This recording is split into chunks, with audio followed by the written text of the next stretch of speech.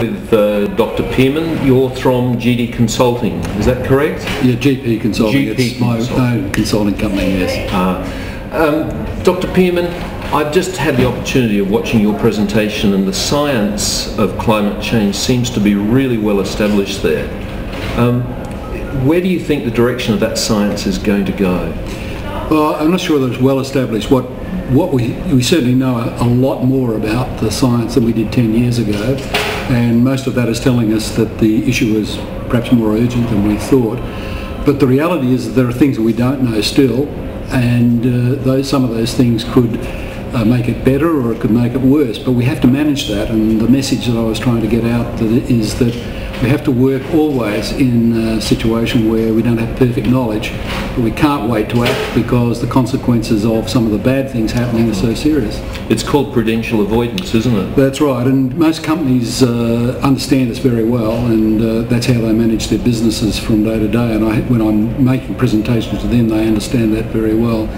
But in fact, in reality, governments don't always know that all that well, and they're looking always for the answer, whereas in fact what you have to do is to manage a situation where there might be multiple answers. And so in your work where you're assisting companies to manage their risk, their exposure to climate change, how are companies reacting at this point in time?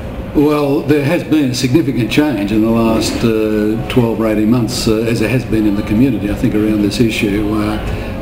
There is no longer, I think, an attitude that I've got to go in there and try to convince them there is an issue. They understand there is an issue, and what they want is the most recent science placed in this framework of uncertainty and probabilities, from which they can then derive their own risk management strategies. And I think that's very healthy, and that's certainly the case for the bigger companies. I still do worry about the smaller and medium-sized enterprises where they, in many cases, don't have the capacity, in-house capacity, to even engage with the problem. Sure. Well, we all know that the big companies, all those that are not classified as in the small, medium enterprise group, the big companies represent only about 3% of any economy globally. Yes. So you're talking, only the big 3% are really the people you're talking to. I think so, and I think that's a risk. I mean, even if you go outside of companies and you just look at people in the domestic situation, you find that the way we use energy is very poorly understood. People don't really know what options there are to lower their energy use. And by and large, in Australia, energy costs have not been sufficient to drive particularly strong responses anyhow.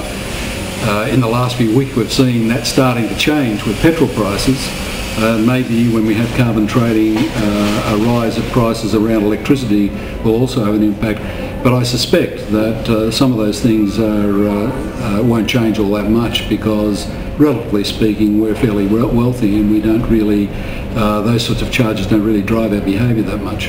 And part of the problem is that you mentioned that we're relatively wealthy, and so people, if they have the money in their pocket, they feel they can go out and buy whatever it is they need to buy. And part of our problem is, I believe, this, that of course everything that we touch has carbon embedded in it. That's right, and well, there's a couple of issues here. I think one is that we seem to be so embedded now in this purchasing society where you always have to get the next best motor vehicle or whatever it might be, and we're driven by that, by the agencies that are advertising the new products all the time, and so there's not a lot of rationality that goes on in terms of making those purchase decisions.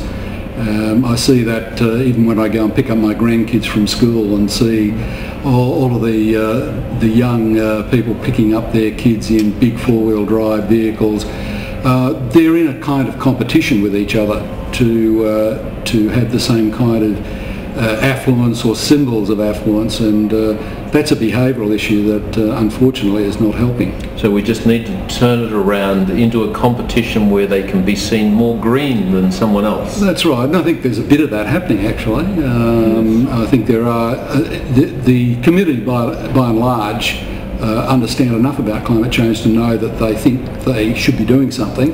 Sure. And you can see that with the motor vehicle industry, that they're starting to respond now with very efficient diesels and hybrid cars. It's just, again, in Australia we've been late. We should have done it 10 or 15 years ago and been competitive with the international community in manufacturing the vehicles that people feel not only that they want, but also they feel they're doing the right thing. And Dr. Pearman, you mentioned in your presentation that you're an optimist. Mm-hmm. It always helps to be an optimist.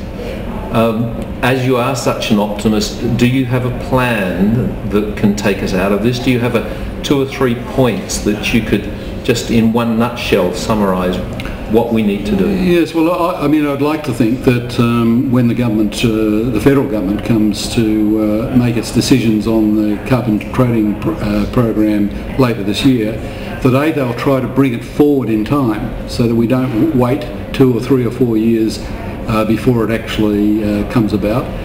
2, that they actually go for significant targets of emission reductions in the short term, something of the order of 20-30% reduction by 2030, with a longer term target of say 2050 of 80% or more reduction. That they simultaneously bring about targets for energy efficiency, which is where the cost effectiveness of reducing emissions is the best. They simultaneously bring in targets for renewable energy to try to actually offset the market forces that will tend still to drive towards the cheaper fuels when there's not a significant charge on the carbon emissions.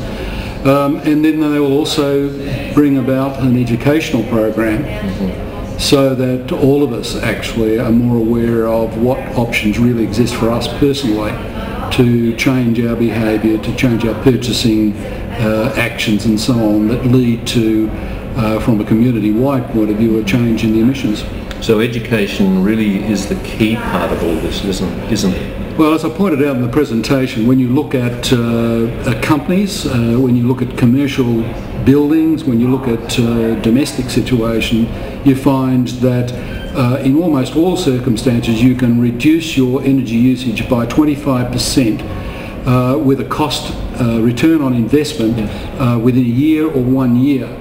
These are things we should be doing, and why aren't we doing them? Because we're not simply well enough informed about what we're doing and what the options really are. So we need to overcome that imbalance, and my disappointment with the current federal budget and with the Victorian budget is that there was not enough emphasis, in my view, in tackling the energy efficiency part of this, which is in everyone's interest. It's economically sensible, but it's also sensible from a climate change point of view. So we're both looking forward to things changing in a positive way, and thank you very, very much for your time. My pleasure, thank you.